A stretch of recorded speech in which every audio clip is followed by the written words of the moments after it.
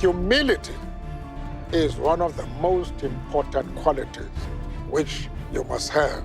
Because if you are humble, if you make people realize that you are no threat to them, then people will embrace you. Welcome to the Fidelis Leadership Podcast, a place of learning for those who aspire to leadership excellence. Here's our host, Mike Etor. Coach Dana Cavalea is the former director of strength and conditioning and performance for the New York Yankees. He led the team to a world championship in 2009. That same year, he was awarded the Nolan Ryan Award, given to the top strength and performance coach in Major League Baseball, as voted by his peers. In addition to his on-field coaching, he works as a performance coach and consultant to companies, organizations, some of America's top CEOs, executives, Wall Street fund managers, and traders, helping them to optimize performance, productivity, and sales. Coach is also the author of a new book, Habits of a Champion. Nobody becomes a champion by accident. We're going to talk about that today, Dana. Coach, welcome to the Fidelis Leadership Podcast. Mike, thanks for having me. Well, thrilled to have you. We're connected on LinkedIn. I see you posting. We're kindred spirits when it comes to excellence and all of that. So thanks for coming. That said, the intro didn't do you justice. You got a rich background. Can you give us a couple of minutes more? What more do we need to know about Coach Dana Cavalea? Well, I always start off, for me, I got into coaching because I was an underperforming player that required a lot of coaching in order to maximize my potential and my personal performance. So I realized very quickly that coaches could either have a very positive influence on one's development or a very hazardous and negative impact on somebody's development. So I chose to become a coach that was one that was empowering, but also very development focused on the fundamentals that people need in order to excel and optimize performance. So, I started as a coach because I relied heavily on coaching to get the most out of myself, really. Yeah. I'm a big fan of coaching as well. Not only am I a coach, as you're aware of, I can't say enough good about my coaches. I mean, my high school wrestling coach is a man who I literally at the time and still do consider a second father.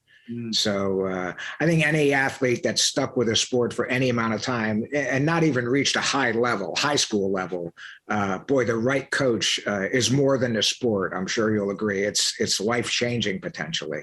It is, because it's somebody for you to lean on and somebody for you to discuss things with that you may not feel comfortable discussing with somebody else. And that person, has your best interest in mind. And that's a position I believe that you earn as a coach. When somebody feels that comfortable with you, that's a result of not just your title and your background, but it's the way you make them feel every time that they interact with you. Yeah, I agree. Well, listen, tell us about your company. Who are the clients? What's your target audience and who do you help?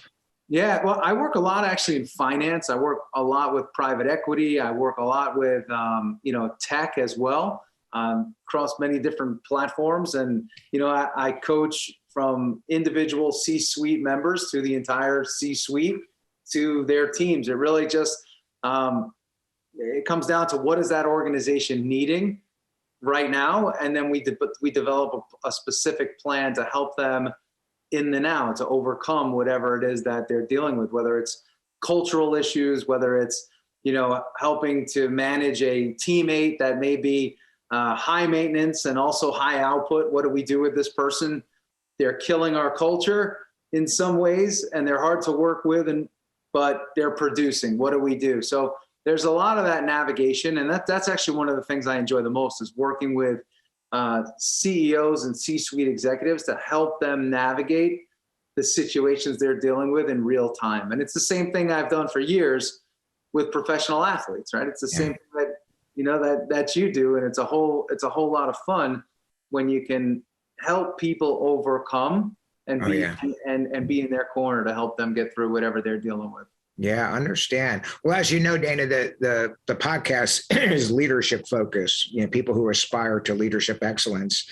So along those lines, if if I met you on an elevator, found out who you were, and we're going up 35 floors, it's a fast elevator, and I asked you, what's your philosophy of leadership? It's got to be quick. The executive summary. What's your bare bones philosophy of leadership? Well, the biggest thing is for me, I'm always about, I challenge my leaders, right? I challenge them to be their best self. And for me, it's having the uncomfortable conversation with them, and it's challenging them to do things that they may not be comfortable with. And, like any profession, whether it's professional sports, whether it's a leader, we get in these habits and we get in these rhythms, and a lot of those habits and a lot of those rhythms are built around comfort. And if we keep staying in a zone of comfort, we forget to challenge ourselves. And that's, again, where I feel like a great coach comes in. And that's the idea. Hey, I want to push you and challenge you to get to your next place as defined by you and as we define it together. Yeah, excellent. Well, I always ask this question at the start of the interview, the timeless question: leaders, born or made? Oof. It's an interesting question, because I do think there are people that have a natural desire and ability to lead people. Yeah. But if you really survey the marketplace, there's not a whole lot of great practical hands-on training that most engage in. It's available, but when you look at a workforce and you say, how much leadership training outside of some motivational speaker coming in to talk to a group for either an hour, 45 minutes, or a whole day, how much true development are people getting today as it relates to leadership? And it's not a whole lot. So I would answer the question and say that you most certainly can develop leaders, and they can be made. Now, again, there are people that have natural propensity and ability, but that doesn't mean that you can't become better at leadership if you want to. Yeah. I know a lot of folks that they'd love to be better leaders, but they don't really want it. They don't have that hunger, that passion, and that desire to be great at it. Yeah, I loved your answer. I agree entirely with it. Thank you for that. Well, let's get into some other topics here. Danny, you've worked with, observed, and certainly coached some excellent leaders, with sports world, finance, executives, and all of that. Are there any personal and professional traits and habits that the very best of the best seem to have in common?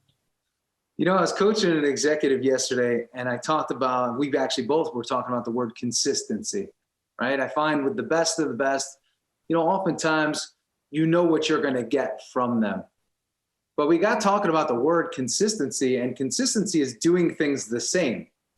So prior to yesterday, I'd say consistency is probably one of the key traits, and doing things the same is important in certain aspects.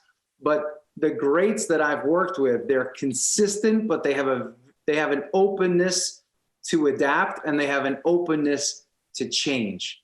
Mm. So this is how I do things, but I'm also open to doing things better.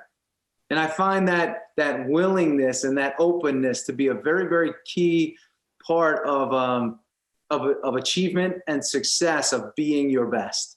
Because some people today, it's all about habits, and it's about these disciplines. But you could have great habits and disciplines that work for you today. They're not necessarily going to work for you in a year or 5 years or 10 years from now. And I believe that some of those disciplines, if you continue doing them for 5, 10 years, you could actually become expired as a result of your own disciplines and habits that served you once but not serve you anymore. So that openness and that willingness is key. And I'll never forget this. This is a story. I'm in Tampa. I'm working with the Yankees, spring training. I'm 19 years old, just getting started. Derek Jeter walks into the training room and says, "Hey, coach, what do I have today?" And I said, "That is an amazing question. Here's a guy that's achieved tremendous success already, and he's looking at me as a subject expert at what I do and asking, hey, what do I have today?" again, it's an illustration of coachability, but it's also an illustration of openness. Yeah. And how many times do you meet folks that are, distinguished and great at what they do, but they're closed because they already feel like they're the best, they've arrived. And that openness is so important. Yeah. Yeah. Great answer. This question really I asked this question a lot of people of your background because they're very much intertwined. Along with the habits, my experience has been both, in the Marine Corps, dealing with guys of various types of units, special operators, and then the business world, high-level executives, working with them or coaching them. I find that all of the very best, and Dana, I'm talking the top 10% of the top guys, they all have a relentless pursuit of excellence. Relentless. So Derek Jeter, he's Derek Jeter, and he's comfortable being Derek Jeter, but it appears that you're telling me he was very coachable and he knew that he could get better. As good as he was, he could get better, even if it was 3% better on a guy like that is 3%, it's a big deal. Yep. So it's true. I remember later in his career, the media was saying he's getting slower to his left, right? He wasn't moving as well to his left side as he used to. And I remember having a very open discussion with him about, hey, I have to put a training protocol in place to help me get faster to my left. And we'd go out there 3 to 5 mornings a week, and we'd go through drill work that was specific to that one identified missing piece or hole in his game. And we closed that gap because we focused on it, because we identified it, and because there was a willingness, right, to achieve excellence in that particular, situation. I want to seize on that example because it transcends baseball, and you'll see where I'm going with it very quickly. I got to believe when the younger players, the non-Derek Jeters, saw Derek Jeter by the time he was a little bit slower to the left, arguably he was one of the best ever. Right. Yep. When they see him doing specific drills to get faster, didn't have to do it, desired to do it, I had to believe that had a bleed over effect to say, if this guy works that hard on his gaps, I need to do that as well. To that point, the next player that sought me out was the player that was to Derek's left, Robinson Cano, a young second baseman that said, hey, I want to go out early and start doing that as well. So now I have the both of them out there working on that movement to the left. So it's 100% accurate in what you're saying. It's, and again, if more leaders, let's talk even coaching for a second. There's a lot of folks out there that have coaches within corporate organizations, and other people within the organization don't even know that others are being coached or have coaching. Yeah. And if they did, right, it could be the same thing. Oh, you're already being coached. Who are you using? What are you working on? Yeah. I have some holes in my game. Maybe I should find somebody to work with. Yes. And the Derek Jeter example in baseball transcends to my work in the executive world, and I'm sure yours does too.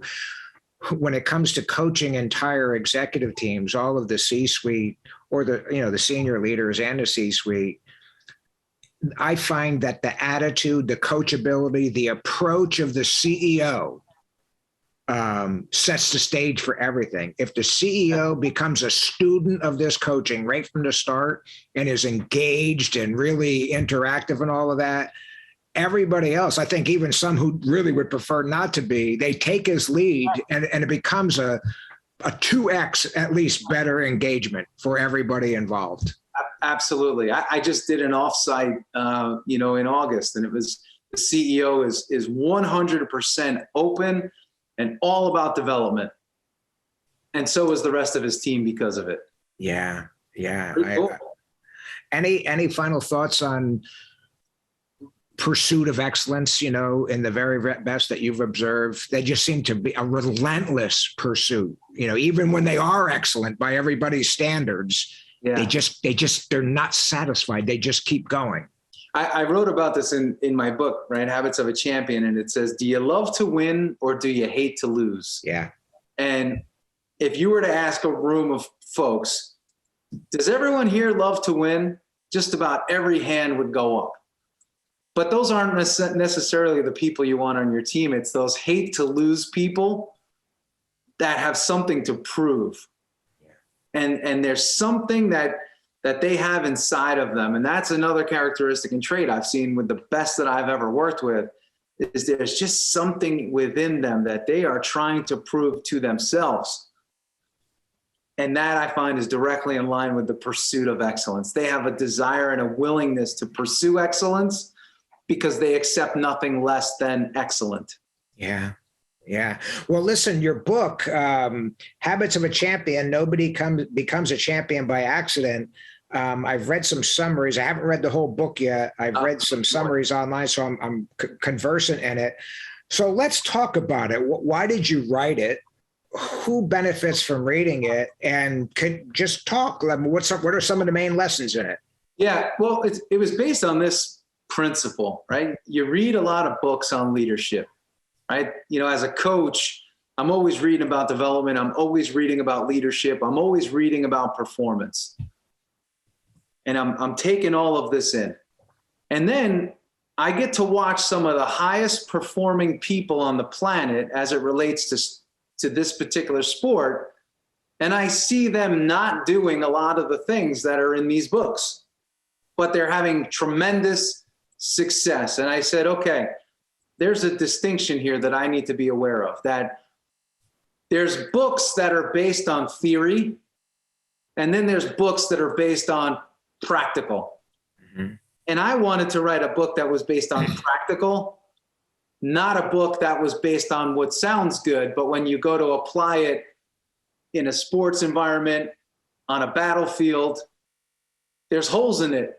I wanted something, so when I wrote this book, it was a field guide that said, hey, you could open this book, any chapter, any place, and get value that you could directly apply to a situation in which you're dealing with.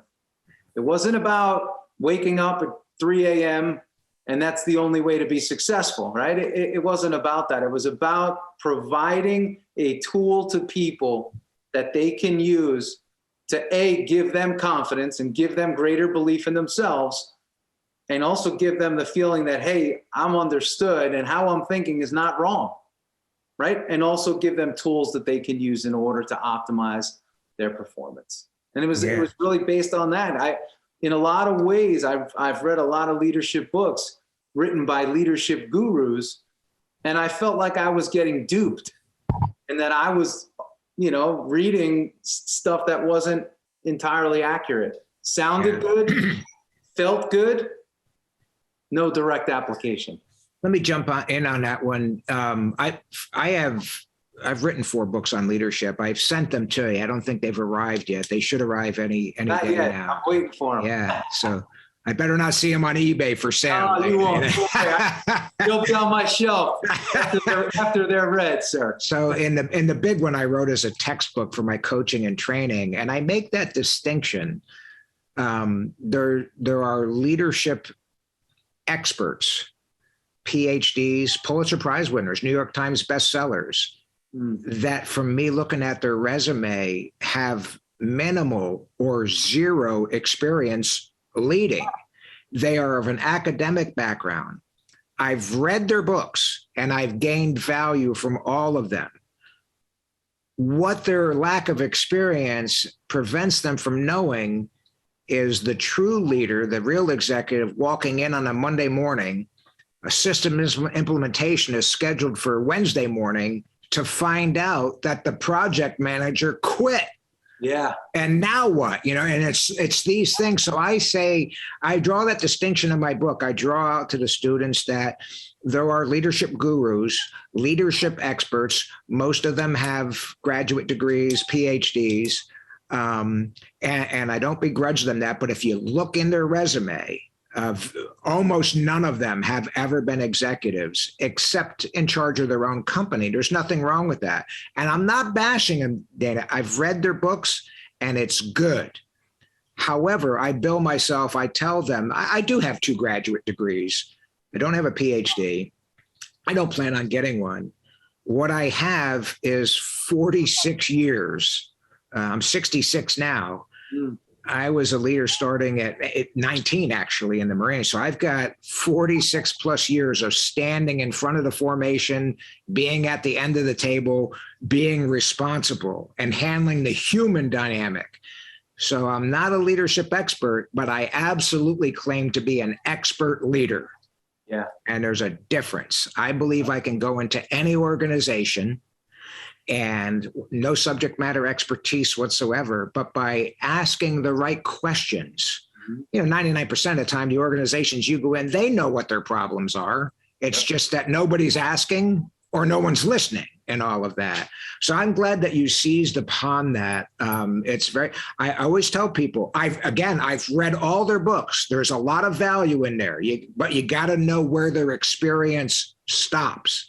Yeah. And, the ego in me says, I wonder how this leadership expert would fare sometimes if he actually had to deal with the ups and downs of everyday leadership in corporate America. Yeah, you almost wish there was like a leadership competition, right?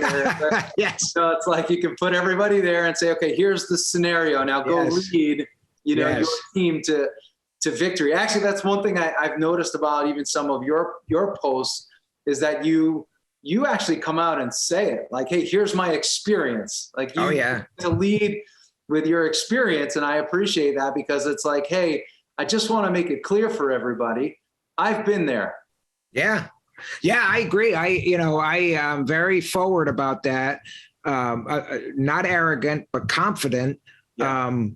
I tell, I have a meme that I put on LinkedIn. I get asked every now and then. I've never had a client ask me if I've had a coaching certification. I'm not down on them. I just don't feel a need to get it at this stage of my life. Yeah. And early on, people said, well, do you have a coaching certification? And I said, yes, here. I Google Mike Etor. Yeah. And what shows up in the first 5-8 pages of Google, that's my certification. And of course, what shows up is SEC records of when I was a named executive officer in a publicly traded company, leadership books that I've written. I got a podcast, and so my point is, you want to know my stats, my creds, Google me and you'll see me. Do your research. How about that? Yeah, exactly. So yeah, I love the topic we're going at. And so who do you find? I know. So what audience did you write the book for?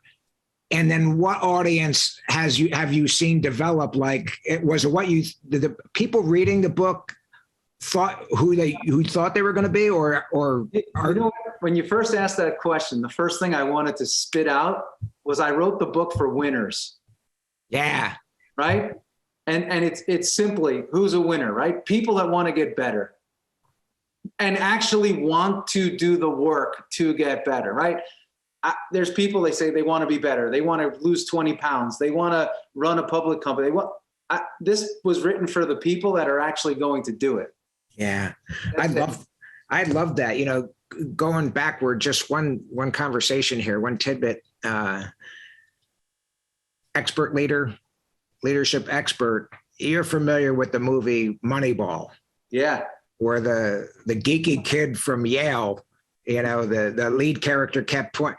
Well, why would the scouts are like, why would we want that guy? He's old. And he would point to the Yale grad, the geeky kid.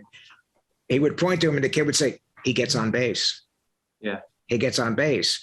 And what I tell executives are, do not be overly impressed by degrees, pedigrees, Ivy League. I'm not down on those guys. I've worked with many great ones. Yeah. Be impressed by their results.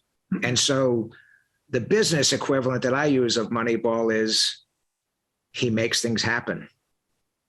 Yeah. He assembles great teams.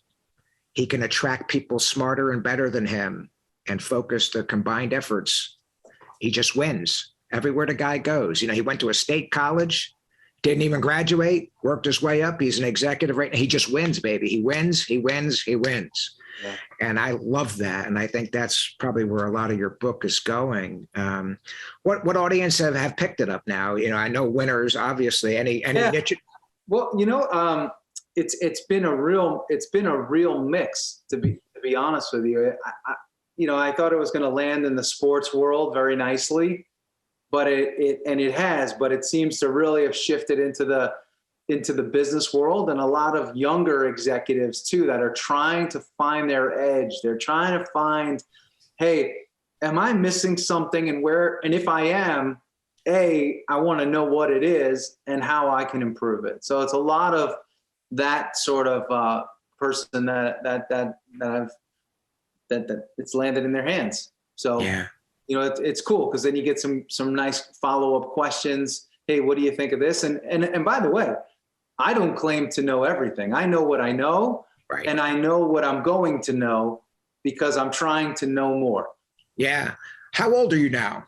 So I'm actually, I turned 40 next month. Wow. And, but, I was telling my wife, I started coaching at 19. So I've had a pretty vast coaching career. We were out at dinner the other night. I said, man, I've been coaching over 20 years.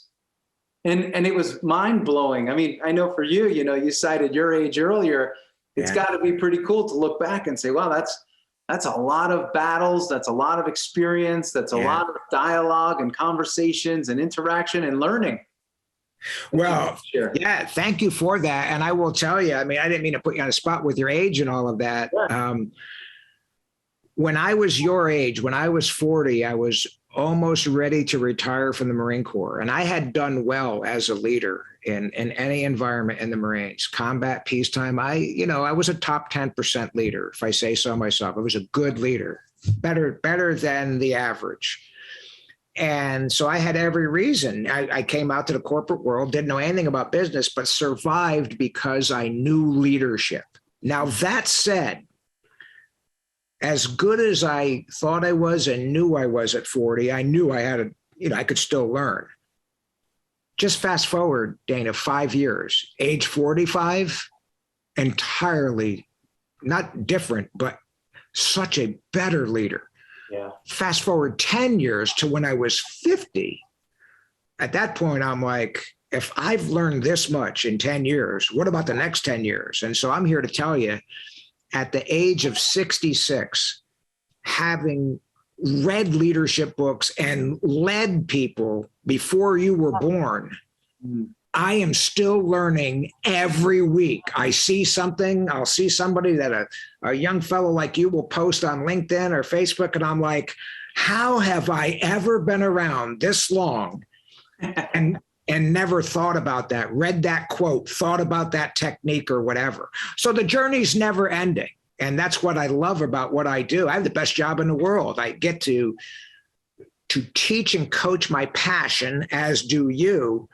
And really, in a way, I'm getting paid to learn. So every engagement that I'm in, these are smart people, most of whom have business credentials that dwarf mine.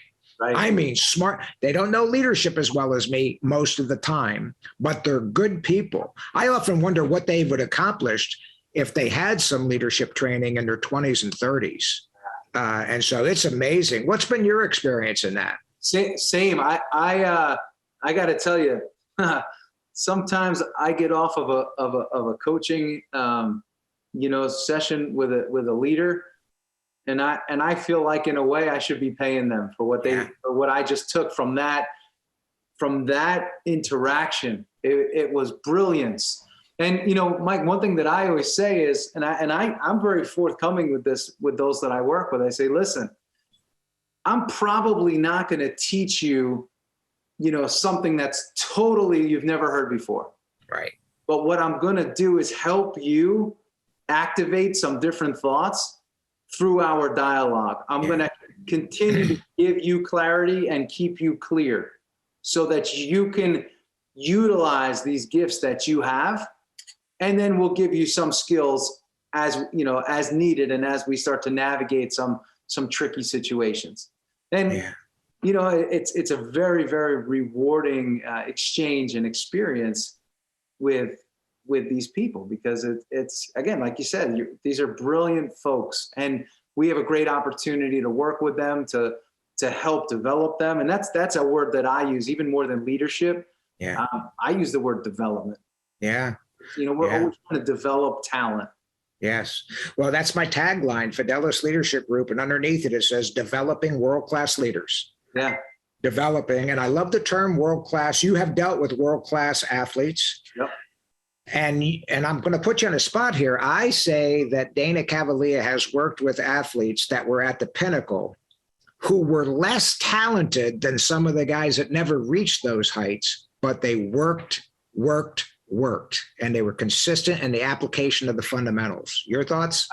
I agree. I was just talking to an executive yesterday about that. And I said, in sport, we go through the entire world trying to find the best player with the best talent, with the best skill and the best ability. And we find them. But the difference between the one that excels and the one that ends up going home early with all of that talent and all of that ability is the one that excels has a desire to be great. Yeah. The other guy says, I'm already great. I already have great talent. I already have great skill. I just need to go deploy it. And what's dangerous, I would think in a military context, that would be like deploying folks that aren't trained. Right. And thinking that they're going to come home, safe and secure. Yes, absolutely. And in that light, in the military, you've got, let's use the Iraq and Afghanistan examples. You've had some young leaders that performed incredibly well under fire as corporals, sergeants, 2 years out of high school, 3 years out of college, death-defying stuff. Now, and some of them rated medals for it, legitimate heroes. That said, if they try to rest on their laurels 10 years later in charge of another unit, they could absolutely fail in combat. And I've seen that happen. And the stories go back as far as recorded history. 1 year's hero is 5 years, does not necessarily mean 5 years. The great captain does not necessarily make the great colonel 5 years later or 15 years later. So I love the analogies and the comparisons between sport and business, because in between that is something called life. Yeah. And I'm a big, one of the books you'll get is I wrote a book on Stoicism, the ancient Stoics.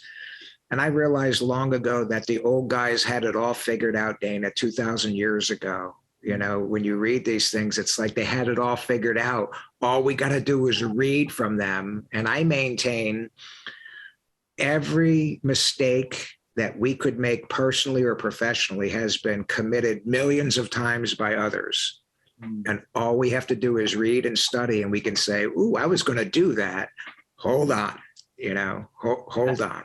It's true. There's brilliance everywhere around us, but you can't discount the brilliance that's come before us. Yeah, I agree. Well, listen, let's talk about, it's kind of a loaded question because we're both in the coaching space and we both believe in it so heavily, and we both benefited from coaches.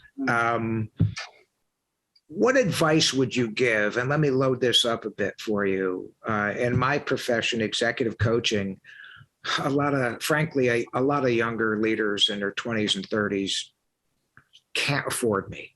They just can't afford me. And a lot of their companies won't spring for the training, the coaching, because we're not an executive yet.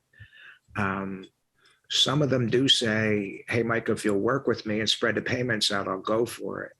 I tell them all, listen, you can't wait to become an executive to start learning how to be an executive. They're paying you a lot of money in that position. But when you make that kind of money, they are expecting results. Oh, yeah. And just going from VP or SVP to the C-suite in most companies sometimes could be a shockingly night and day difference in all of that. So where I'm going with this is, what would be your advice to the younger leader, 20s, 30s, and even 40s, who says, I'll do it later. I'll do it. My company will send me later. First, I say, don't ever rely on the company to train you as a leader. You have to do self-development. I'll bet you Derek Jeter wasn't doing just training with you and the team. I bet he had a little setup at home and he was getting swings in and all of that. And then secondly, you got to start young, with leadership. You can absorb all of these mistakes we're learning about. Your thoughts on the value of coaches and mentors early on? I believe that it's everything. And if you don't engage, there'll be a cost to it, right? So you have to find a way. And I'm a big believer in, I call it stretching. So even if there's something that you perceive that you can't afford today, find a way to afford it, right? Yeah. Or something that you can afford today that you value very much. So what I find is a lot of great leadership coaches today, they may have a course, right? Or they may have something a little bit lower tier from their highest tier. Get in that. Find somebody that you believe in their philosophy. Yeah. You see where they've come from.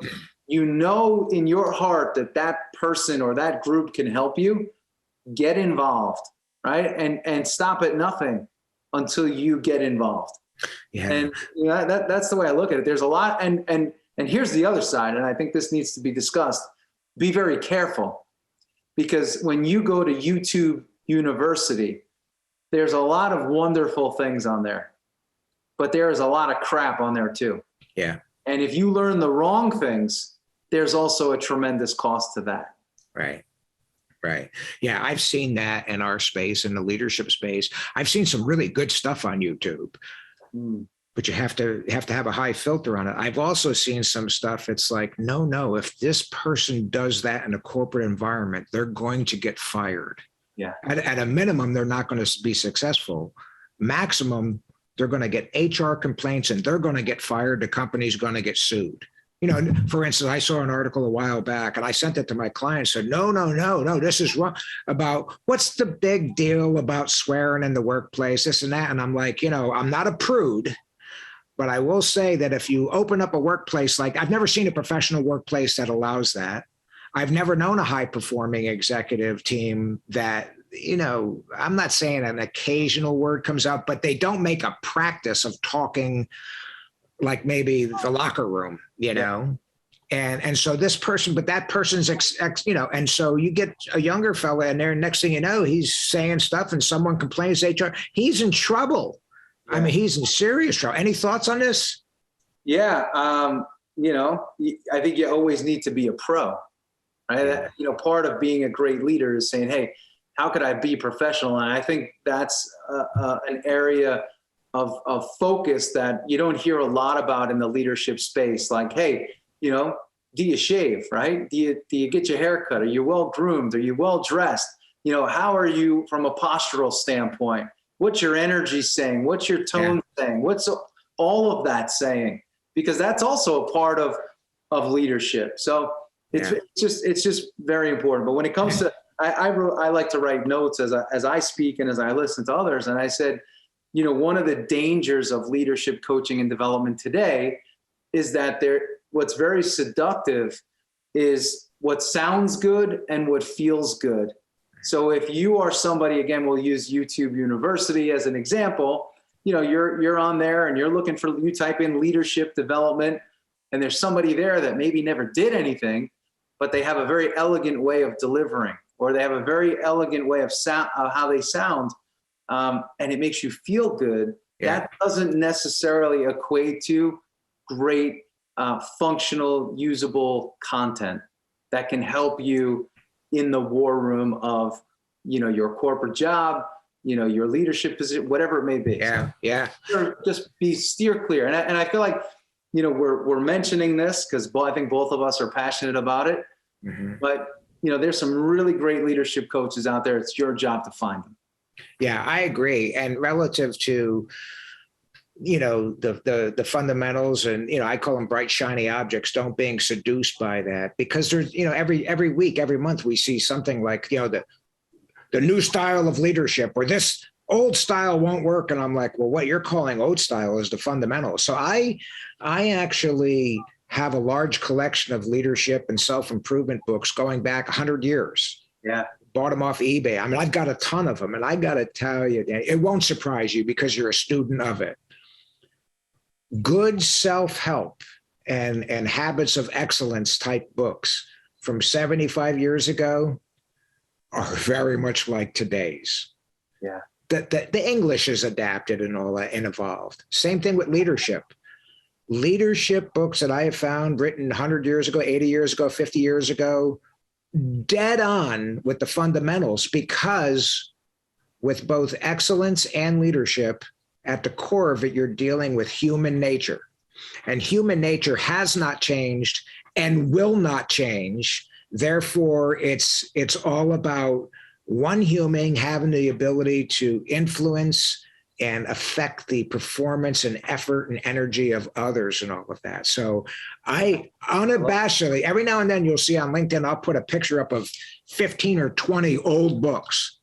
And I say, hey, these are golden. And I put a link up. Go on eBay under antiquarian books and find them. And I tell you, I encourage you to do it. You will get more great sayings out of there from some guy that said them 100 years ago. It's unbelievable. And I actually just did that a few weeks ago. I was there was a leadership for a management like retreat center for sale in our area, and one of the halls was named after somebody. The gentleman's last name was Apley. So I said, well, who is this Apley guy? And I started to follow the trail, and he was the head of the American Management Association. So you start to see, like, his books are not very available. There's nothing on YouTube really about him because he was before that time. Yeah. But I ordered these great books that were coming from like people's basements. Yeah. And I'm like, these are golden nuggets here. And yes. Like the lines was about, just because somebody's good at sales doesn't mean they should be a sales manager, because right. management and sales are two different things. And you just start filtering and you say, wow, there's gold here. That's literally what I say. I put that picture up and I say the theme I use is gold whenever mined remains gold forever. It's gold. Yeah. It's cool that, there's great resources out there. Again, it's our job to be resourceful and find them. I agree. Well, listen, our time is coming to an end, but I can't let you out of here without asking you the fantasy question. Yeah. If you were able to bring back one leader who's no longer with us, spend a day with that person, who would you select? It's an interesting question. The more, I'm like, do I go sports? Because if I go sports, I'm leaning towards like a Vince Lombardi. Yeah. And if I'm going politics, I'm leaning more towards like, I'd like to spend a day with like a Ronald Reagan. Yeah. So those would be my two. Wise choices. I'm old enough to remember both of them. So Vince Lombardi, when I was a young kid growing up, Vince Lombardi was coaching the Packers. And so I remember watching Vince Lombardi on TV. So I watched him in real time, and it was clear, Sports Illustrated had, his players loved him.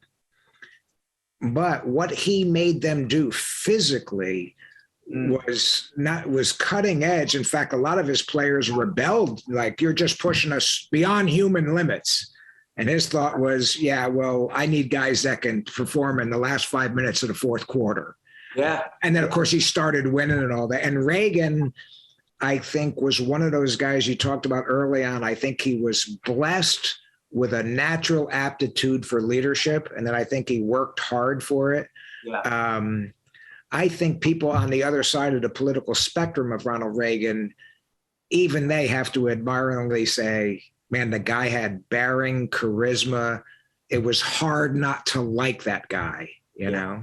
Well, one of my takeaways, I love that it's like, the great communicator. Yeah. I mean, what a great compliment, right? Forget your whatever side of the aisle you're on. I mean, I think everybody benefits and can appreciate great, clear, empowering communication. Yeah. And back to Moneyball, Ronald Reagan, I remember when he was running, he's an actor, a washed up actor. He's going to be the president. He gets on base, baby. And all Ronald Reagan did was get in there and enact policies that worked. Yeah. Now, I'm sure some, there's always critics and all of that. But again, I lived through it. I think he did a lot of good for it. Anyway, great choices.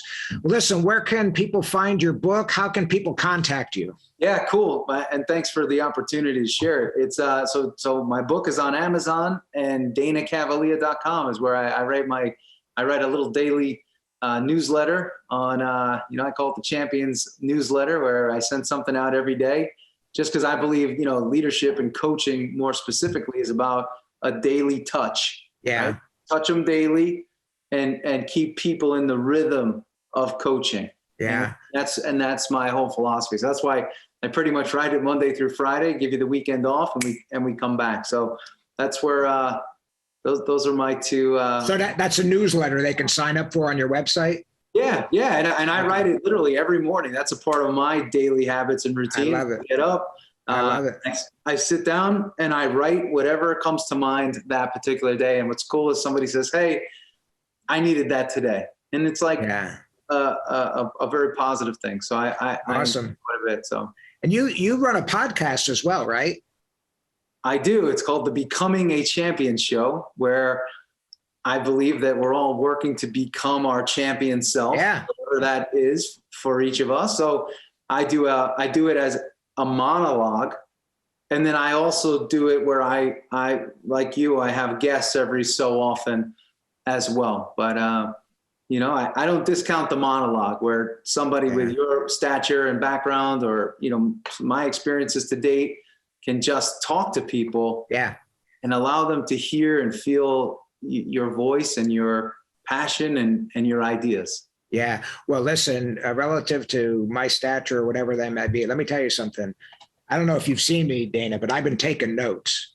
So I'm learning from you. I watch what you likewise. Yeah, I watch what you post. I see, because we're connected. I see what you post on there and all that. I always give you a like and all that. So anyway, listen, I can't thank you enough. This is going to be a very popular episode with the listeners. And selfishly, I humbly ask that you come back someday. I would love to, and I'd love to have you on my side, so we could do a sit down, and I can, get the best of you. I'd be happy to do it. You just let me know. Listen, I know you got to go. Thanks again, Coach Dana Cavalea. Thank you so much. Go forth and lead well. Thanks, Mike. Thank you. We hope you've enjoyed this podcast. Please subscribe, rate, review, and recommend to your friends. Please visit our website at fidelisleadership.com and sign up for our leadership newsletter. Until next time, remember the words of the ancient Greek philosopher Pericles. What you leave behind is not what is engraved in stone monuments, but is woven in the lives of others.